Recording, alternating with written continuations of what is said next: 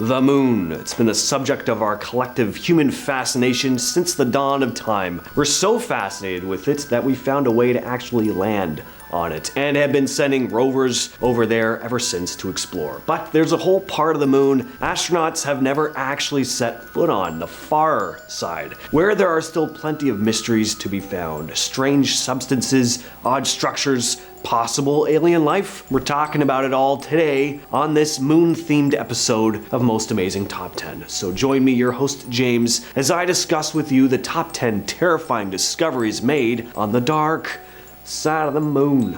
Alright, we're starting off this list with a recent discovery of possible hidden structures on the far side of the moon. Now, this isn't necessarily scary, it's just kinda cool, but who doesn't like cool stuff, right? Scientists have examined data from China's Chang'e 4 lunar satellite, which is exploring the far side of the moon. By using ground-penetrating radar, they have detected echoes beneath the lunar surface, possibly indicating hidden underground structures. The anomalies that have been spotted suggest there could be a series of networks and tunnels or lava tubes underneath the moon's exterior. These subsurface formations could offer shielding against temperature fluctuations and cosmic radiation, making them good options for future human habitation on the moon, because, who wouldn't want to leave the luscious forests and bright blue sky right here on Earth to go live in tunnels deep beneath a dark, desolate, rocky mass. Number 9, the strange substance. China's U-2 rover, a part of the Chang'e 4's mission, discovered an unusual gel-like substance on the far side of the moon. The rover came across this material in the von Karman crater. It was found within a small impact crater, with the substance's appearance and color standing out from the surrounding lunar soil. The discovery was made during the rover's exploration of the lunar surface using its visible and near-infrared spectrometer, or VNIS. But as to what the substance is, we're still not 100% certain. Several possibilities were proposed by scientists, including the idea that it could be melted glass formed by the heat of a meteorite impact, or it might be linked to the moon's volcanic activity. The U-2 rover had been active since early 2019, conducting various scientific observations on that far side of the moon. Number 8, the mystery cube. In 2021, China's U-2 rover was traversing the moon when it spotted this far off in the distance, this image here. People were pretty confused when this image was released, saying it looked like there was some kind of hut or like cube on the surface of the moon. For a while, we weren't sure what this object was. Was it an alien spacecraft? Was it some kind of ancient shack? A monolith, similar to the one in 2001, A Space Odyssey, perhaps? I do hate to disappoint you all, but the answer is far less fantastical than all those wild ideas. On closer inspection, it turned out that this mysterious cube was nothing but a rock. It's a moon rock, so it's still something. It's apparently really huge too, but not a highly advanced space cube. In fact, it wasn't even in the shape of a cube at all, but for a while, people's imaginations were acting up. And we're back to China's U-2 rover again with another discovery. This time, 2 mysterious glass spheres were spotted on the far side of the moon. These objects stuck out like a sore thumb as they glistened against the dry, dusty landscape of the moon's surface. It was an odd find because the objects looked perfectly spherical. They almost looked like a pair of large glass candle holders, at least to me anyway. Scientists aren't sure exactly how these formed, but they hypothesize they could have been created from like a high-speed impact with a meteorite. Number 6, the UFO. This incident occurred on the Apollo 16 mission, NASA's 5th successful trip to the moon. After the Apollo 16 mission, astronauts John Young, Thomas Mattingly, and Charles Duke were beginning their return trip when they captured about 4 seconds of footage, and in it, they spotted whatever this is. It appears to be a saucer-like object hovering above the moon. Looks like a UFO to me, like a classic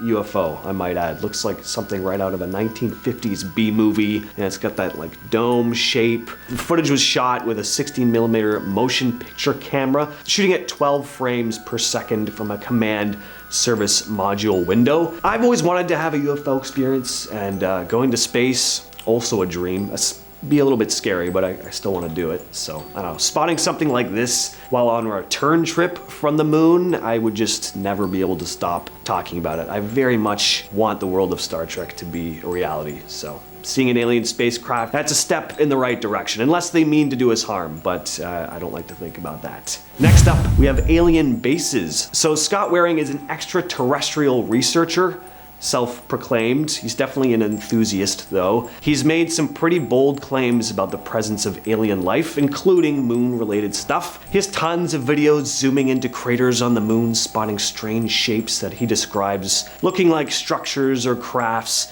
of some kind, too out of place to be natural rock formations. He's claimed that many of the structures he's spotted have conveniently disappeared on subsequent scans of Google Moon, which, according to him, points to the fact that some of these things are being erased in order to hide the truth from the public. One of his finds is this strange shape here, though, found on the far side of the moon in the Zeeman crater. Certainly an interesting formation. It looks to be perfectly rectangular, almost like it could be an entrance to some sort of underground base, which is exactly what he and other conspiracy theorists believe it to be. What do you think, though? Is this just a natural formation, a case of paranoia, or could this actually be some sort of alien or man-made structure? Pareidolia, by the way. Is it a case of pareidolia, not paranoia?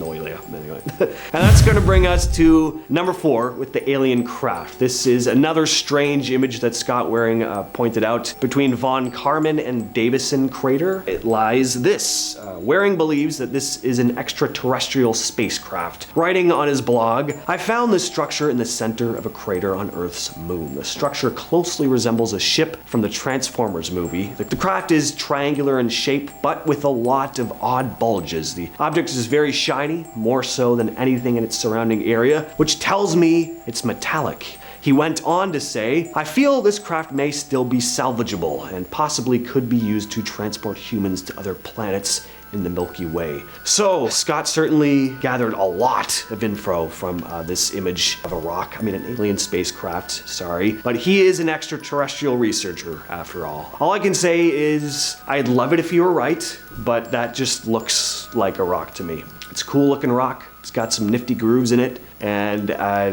kind of spaceship looking in shape, maybe, but I'm not sold on it. I don't know. What do you all think, though? At number 3, we have moon dust. Now, this is found all over the moon, not just on the far side, but it is pretty dangerous and, might I say, terrifying. Moon dust, also known as lunar regolith, is a fine powdery substance covering the moon's surface. It's composed of tiny particles created by the impact of meteoroids over billions of years. And now the thing is, it's called dust, but it's not as innocuous as the dust we have here on Earth. Moon dust is sharp, it's abrasive, and it's highly reactive due to the lack of weathering and erosion on the moon. It clings to equipment, which could potentially cause damage to spacesuits, spacecraft, and machinery. Inhaling or ingesting moon dust would be absolutely hazardous to human health, as it causes like respiratory and other health issues. Not that you'd be breathing without a helmet on the moon anyway, but you know, it does pose a challenge for maintaining equipment and could lead to mechanical failures. And during the Apollo missions, astronauts reported difficulties with moon dust sticking to their spacesuits, which raised concerns about potential long-term health risks. In at second place, we have the castle. This image here was taken on an Apollo mission. Gotta say, pretty weird. Now, just like with a lot of other stuff on this list, this could just be a case of pareidolia, but it really does look like some sort of structure. There appear to be 3 support columns holding up some kind of tower. Another interesting part about this thing is that it's much brighter than the surrounding area, although that could just be a trick of the light. I really try not to let my imagination get too out of control looking at stuff like this, because I just really want there to be definitive proof of alien life, but I think it's important to keep a level head and look at this stuff objectively. So I'm just throwing it out there to you guys, you know, to see what you all think. Once again, what are your thoughts on this? That's what the comments are for. And coming in at number 1, we have transient lunar phenomenon. Transient lunar phenomenon, or TLP for short, are unexplained and temporary changes observed on the surface of the moon. The strange phenomena has intrigued astronomers for centuries. One common TLP involves the sudden appearance of glowing or colored patches on the moon, which can last for minutes or even hours before fading away. Scientists have proposed a number of theories to explain these weird glowing shapes, but none have been fully confirmed. One hypothesis suggests that outgassing, the release of gas from beneath the moon's surface, might be responsible. This gas could escape because of geological activity or meteorite impacts. The energy released from the impact of a meteorite could create a temporary glow or eject material that reflects sunlight. But this theory doesn't account for the duration and the varied nature of TLP. And some TLP reports date back to the 18th century, and they're hard to study because they're so unpredictable. We don't really just know when it's going to flare up. Astronomers are using advanced technology to try and document and explain what's going on here, but at this point, we still don't know. With all that said, I've been your host, James, and I'll catch you, yes, you specifically, in the next video.